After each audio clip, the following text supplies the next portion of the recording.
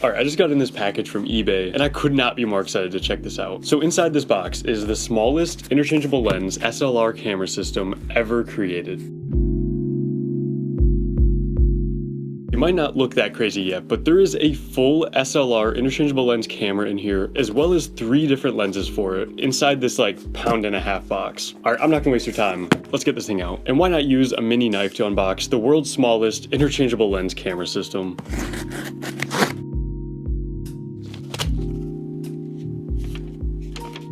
Now, like I said, I picked this up from eBay, and I paid actually less than $100 for this whole setup. It was a bit of a lucky find. I think the camera in working condition usually goes for just under $100, and then the full set of lenses is around that as well.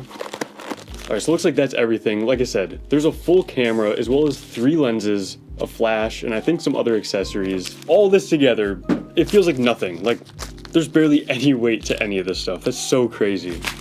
Now this camera, along with the lenses, was all released in 1978. So this is now a 48-year-old camera.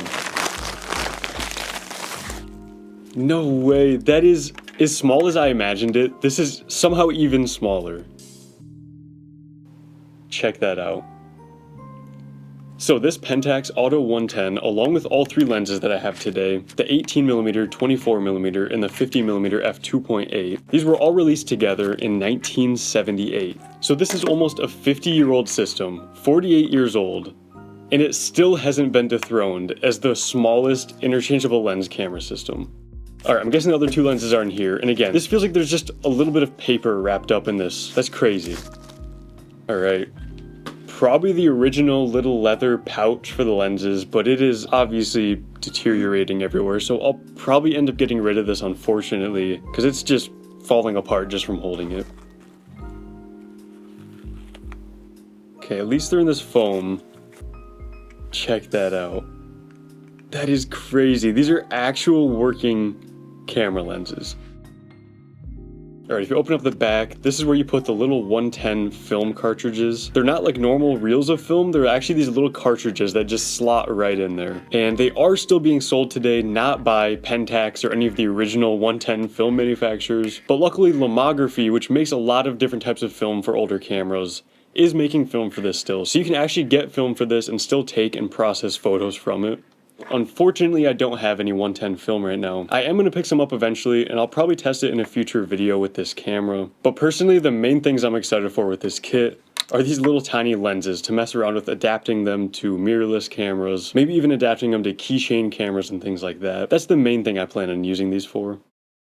As you can see, this is such a simple little system. So this Pentax Auto 110 obviously only shoots in auto. There's no manual settings or adjustments in this. You literally put a lens on it, focus the image, and snap a picture. It does everything else for you. It has a little 1/4-20 thread at the bottom, it has a spot for a flash up top, but there's no hot shoe or anything on this camera. And of course you get an optical viewfinder as well. But even these lenses are so simple, they don't even have an aperture inside of them. The camera itself is actually what does the aperture, with a really unique 2-blade scissor style shutter. So the camera itself automatically changes the aperture just with the shutter mechanism itself. It's a really interesting system, but that means the lenses themselves are always wide open at f2.8. You can't stop them down, you can't adjust that at all. There's only focus adjustment on these lenses. Now, like I said, this has an 18mm, a 24mm, and then a 50mm lens. But because this isn't a standard 35mm film camera, there is actually a crop factor on it like a digital camera would have. And I believe it's about a 2x crop factor on this, so it'd be similar to a Micro Four Thirds digital system. And so that would hypothetically make the full frame equivalent of these lenses a 36mm,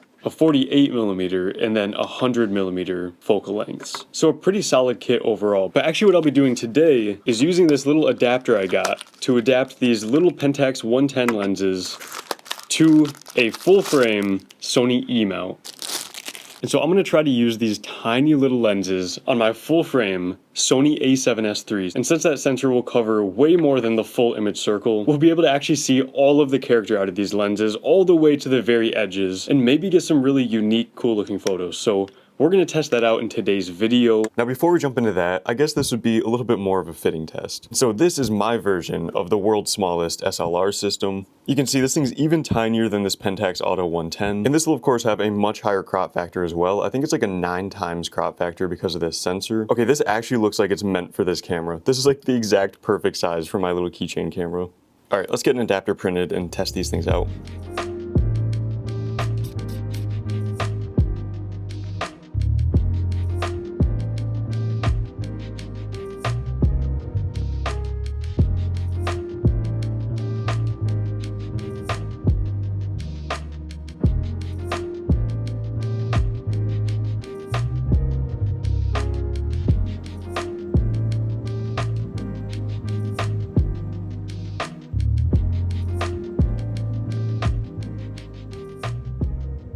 Now realistically, as you can see, there's only so much a tiny sensor like this can do, especially when it's only 1 or 2 megapixels. So now it's time for the complete opposite, and I promise there's going to be some awesome results. I'm going to throw these on a massive full frame sensor on both my A7S III and then also like a 60 megapixel A7CR, so we can find out what these lenses are actually capable of. Let's check it out.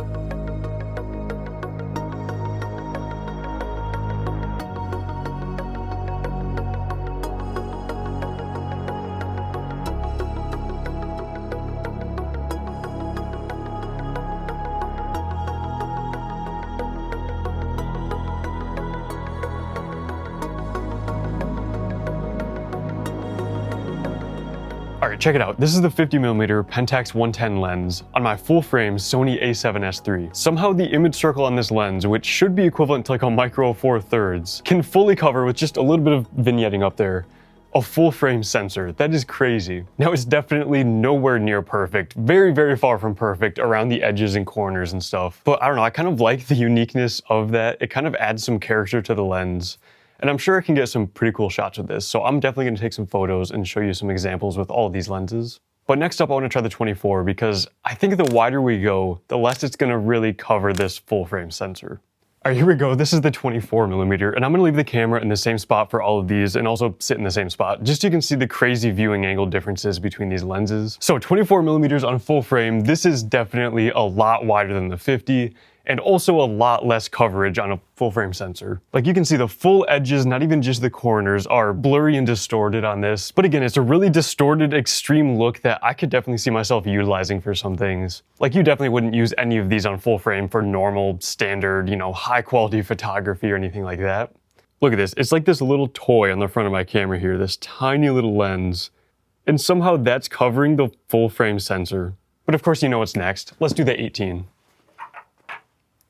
All right, now this is where things get a little different. So this definitely doesn't cover the full frame sensor anymore. So it's kind of like a fisheye lens on the sides. You can see the full image circle there around the edges, but somehow the image circle still covers the full top and bottom of the sensor. Like it's not anywhere near as cropped as I would imagine. Like I'm almost certain I've seen APS-C lenses with a more extreme crop than this on a full frame image circle versus this tiny little Pentax 110 lens. Either way, I'm gonna play around with these lenses on my digital cameras a little bit, and then I gotta order some lomography 110 film so I can actually use the Pentax Auto 110. So I'll definitely be utilizing these more in future videos. But until then, that's it for me. I'll see you in the next one.